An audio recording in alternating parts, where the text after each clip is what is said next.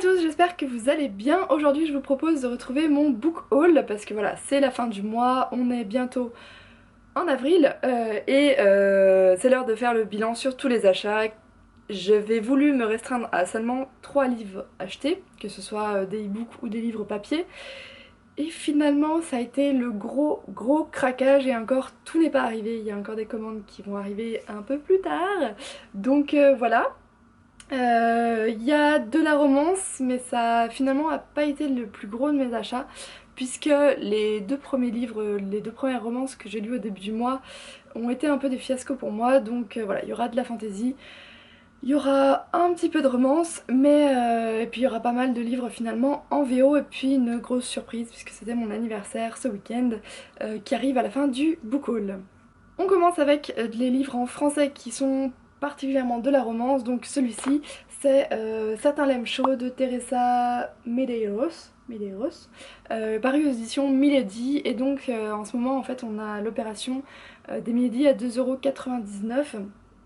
Et bah forcément bah, j'ai craqué hein, puisque un livre à ce prix là, voilà, ça se refuse pas trop, surtout que c'est de la romance et que voilà, ces genres de livres là, je sais que souvent ils m'embarquent vraiment, que je les lis très rapidement, et même si souvent ça déborde quand même pas mal de clichés, je suis rarement mécontente de ces lectures.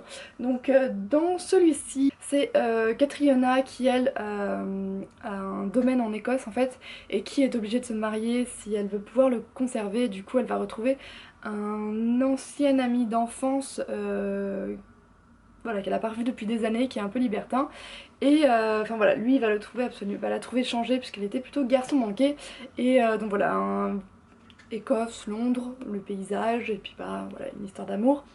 Comment ne pouvais-je pas craquer sur ce livre? On continue avec le deuxième livre que j'ai acheté dans le cadre de cette opération, c'est La Dame du Poète de Maïvi Aran, là aussi aux éditions Milady.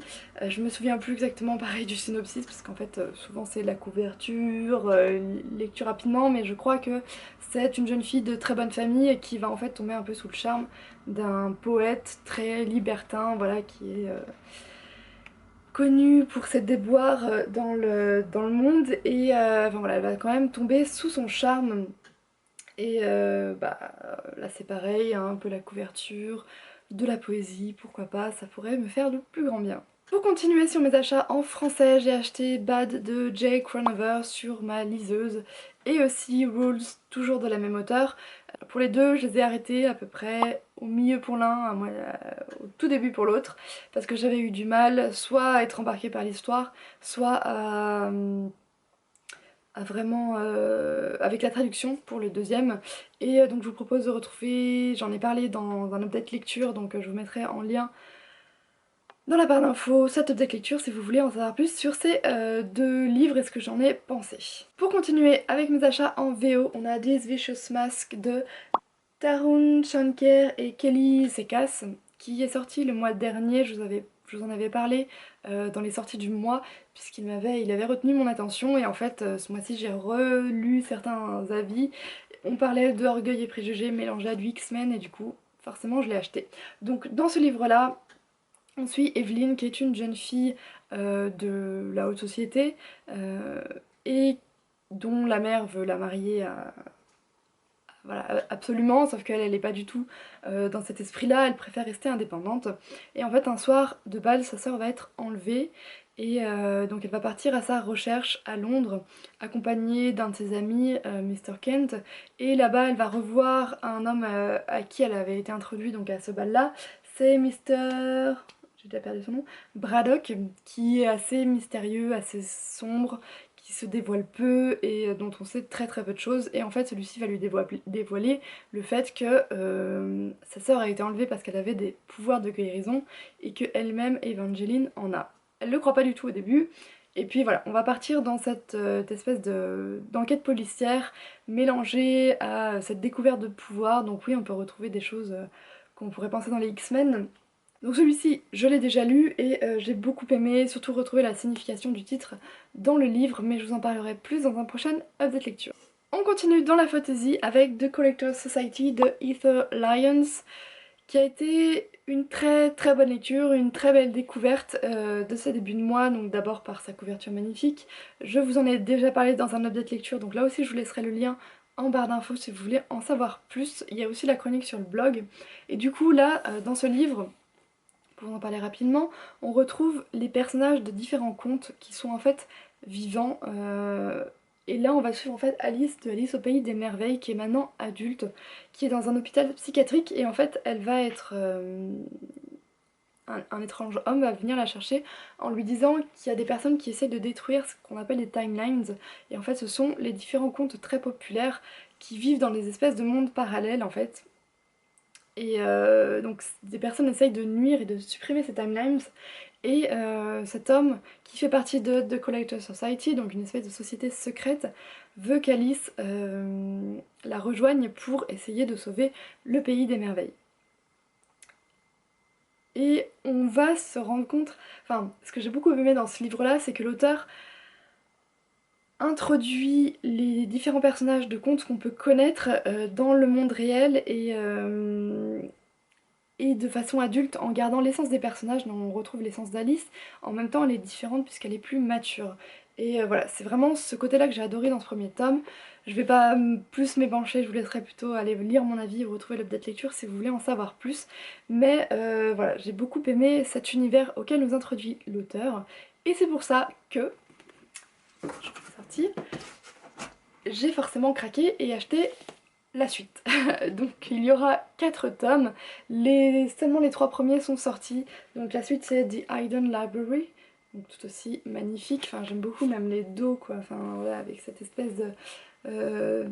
on dirait presque une boussole, enfin voilà, et The Forgotten Mountain, voilà, comment on va dire, des couvertures magnifiques, une mythologie que j'ai énormément aimée et voilà, j'ai envie de découvrir la suite, de savoir ce qui se passe avec nos différents personnages et je pense que ces livres vont être lus très très rapidement. Le 4e tome sort je crois en juillet et pour le moment cette saga n'est pas traduite malheureusement en français. On va terminer cette update lecture avec un cadeau voilà, qui m'a été offert à mon anniversaire par ma belle famille et qui est absolument magnifique, il pèse super lourd dans les mains et qui complète vraiment le voyage que j'avais fait donc au studio et du coup c'est Harry Potter Page to Screen voilà, qui est énorme comme vous pouvez le voir, il rentre à peine dans les caméras et il est super lourd mais il est absolument magnifique. Donc là c'est vraiment dans ce livre là et répertorier tout, comment dire, tout ce qui a aidé à faire les films, toutes les anecdotes, toute la façon dont les films ont été construits. Donc on a les scripts, on a, enfin voilà, c'est des photos, en fait c'est un reportage photo, voilà, c'est juste magnifique. Les pages sont glacées. Enfin voilà, pour la fan que je suis de Harry Potter, c'est un moyen de continuer un peu l'aventure et voilà, après la visite des studios, je pense que je vais retrouver pas mal de choses que j'avais vues au studio, tout en apprenant plus, parce qu'en fait quand on est là-bas on n'a pas le temps de tout voir, de tout assimiler, c'est tellement grand, il y en a tellement de partout, que voilà, je pense que ça va être vraiment une... Je vais prendre vraiment plaisir à feuilleter ce livre et à le lire. Et puis rien que... Ouh, c'est lourd. Ouais, les premières pages, enfin c'est... J'aime. Et voilà, il va rester à mon chevet un bon bout de temps parce qu'il est quand même gros et que c'est pas écrit gros à l'intérieur. Mais j'ai vraiment hâte de me plonger dedans. C'en est tout pour ce book haul. J'espère qu'il vous aura plu. N'hésitez pas à me dire si vous aussi vous avez acheté ou lu les livres que je vous ai présentés, ce que vous en avez pensé, et s'il y a d'autres livres peut-être que vous avez achetés et dont vous aimeriez me parler, peut-être qu'ils pourraient me plaire, enfin voilà, j'en serais vraiment ravie, même si il faudrait que je me calme sur les achats. Mais ça risque d'être assez compliqué parce que là j'en ai rajouté vraiment énormément dans ma wishlist ce mois-ci et je sais même plus du coup lequel lire, enfin à chaque fois il y en a un nouveau qui me donne envie. Donc voilà, je vais essayer de quand même vider un petit peu ma palle avant d'en racheter, mais ça risque d'être compliqué. Je vous souhaite de très bonnes lectures, une très bonne semaine et à très bientôt.